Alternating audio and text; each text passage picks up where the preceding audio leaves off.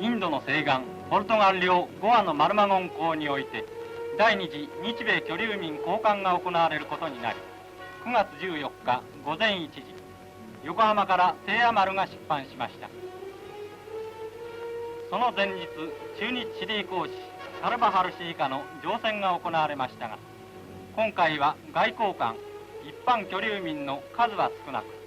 特にキリスト教宣教師の姿が目立っていました。米英の侵略の手段は、まず牧師を送って侵略の温床を作ることが歴史的にも暴露されている事実でありますが、彼ら米英の謀略も今時の交換船によって日本から締め出されたわけであります。